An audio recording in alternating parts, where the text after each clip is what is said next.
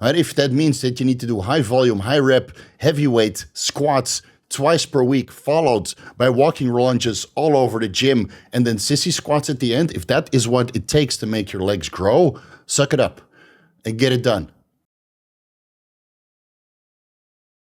But I can't give you a cookie cutter blanket answer. And if you don't know how to do that, if you don't know how to piece all of that together after all of these videos are done, or well, searching this YouTube channel where I discuss everything at length anyway, this is what the coaches are for. Right? Send maybe $200, $300, $500 aside to hire somebody to guide you through the process to get the maximum results during your fitness journey or bodybuilding journey or whatever kinds of sport journey that you're undergoing, because you need something to piece it together. If you can't do it by yourself, hire somebody who can do it for you. And no, I'm not accepting any bodybuilding lifestyle clients anymore. Sorry. Again, it's not rocket science. Just make sure that you enjoy yourself while you're going to the gym. If you have weaker body parts, focus on those first at the start of the workout and shuttle some of the volume that you would otherwise perform on a multitude of different body parts to the body parts that are now lagging, right? Besides the nutrition and the performance enhancing drugs, etc., to enhance your recovery, you can shuttle some of the volume from your triceps to your chest if your chest is lacking,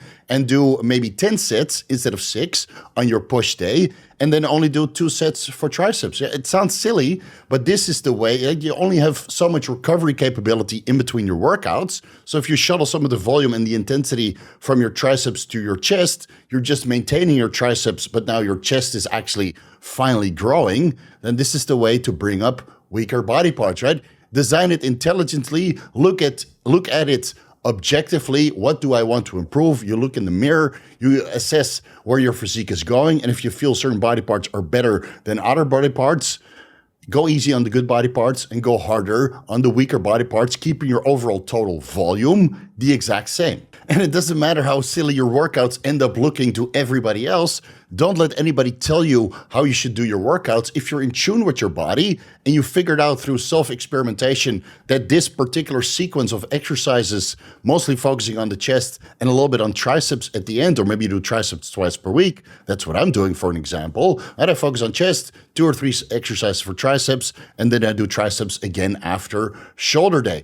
It doesn't matter how silly your workout ends up looking. If it works for you, if you're growing, if you're making progress, then don't let anybody tell you that your workout is wrong because you're making gains. Just keep in mind that it might take 10 years for your physique to fully develop, where your stronger body parts are, let's say, 10% over the average, and your weaker body parts are only 90%, so that's 10% below the average of the collection of all of your body parts. It's going to take 10 years, even with steroids in the mix. So make sure you enjoy your workouts. Make sure you're having a good time when you go to the gym, because it's going to take a very, very, very long time before your physique is fully developed. So enjoy the ride.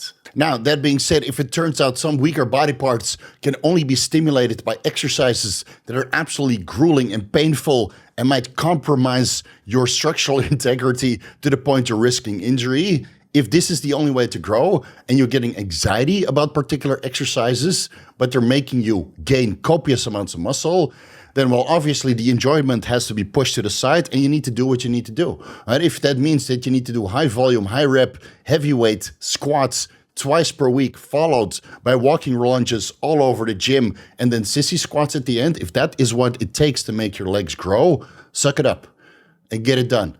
Right? I know it sucks. I undergone several of these phases myself where I'm super motivated to do all the grueling and I make phenomenal gains. And then at one point in time, you might have to ease back a little bit because the injuries are starting to add up because of the crazy volume and the crazy heavy weights and the compromised positions that you put yourself into. Hopefully you're able to sustain the muscle mass that you built during this period and recover some of the injuries by doing a deload or some deep tissue massage therapy or hyperbaric chamber, whatever you need to do, right? Or both loaded peptides to heal yourself up after such a grueling phase of a training block.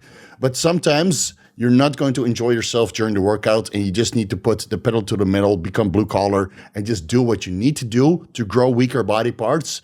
And then the rest of the body parts that you're training, you should be able to enjoy yourself because now your physique is fully balanced. And when you take your clothes off, or at least strip down to your underwear in the gym, everything is there. There's nothing lacking and nobody can take away from your physique by saying, this body part is not fully developed, right? You put in the work And it shows. And if you can't do that, if you can't put the pedal to the metal and become blue collar and put in the work, then settle for less. Don't compete, right? Don't go preparing for bodybuilding shows with an excuse that you can't train legs a certain way or a back a certain way or whatever a certain way, and then you have lagging body parts on stage.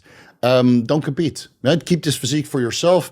If you don't want to do the crazy heavy sets or the crazy heavy workouts giving you continuous brain fog for a couple days after each strenuous session, then don't compete. Settle for less. Just leave it there. Because I'm going to be honest, I know exactly how to bring up my legs with a certain amount of volume, certain amount of drugs, and a certain amount of food, but I don't want to give myself non-alcoholic fatty liver disease again, and I don't want to ruin my health with the copious amounts of drugs that is required. All right, so I'm settling for less a little bit. I'm still training as hard as I can, but I know my legs will never grow as good and as big and as dense and as hard and as full as throwing the kitchen sink of food, drugs, and copious amounts of sleep at it, reducing my overall productivity during the day. So you might have to compromise at a certain period in time, but if that means that my legs are 90, let's say 10% below the average at 90%, and my upper body, my back, my shoulders, my triceps, whatever, is 10% above the average, I'm going to settle for less because overall, I still have a decent physique. In the end, the most enjoyable way to train, again, within the confines of the rules that I just gave you,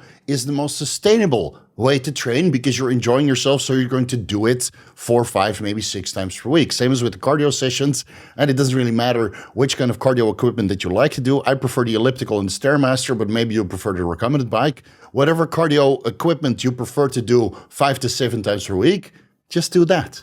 Just do the one that you like to do. Same with the exercise selection.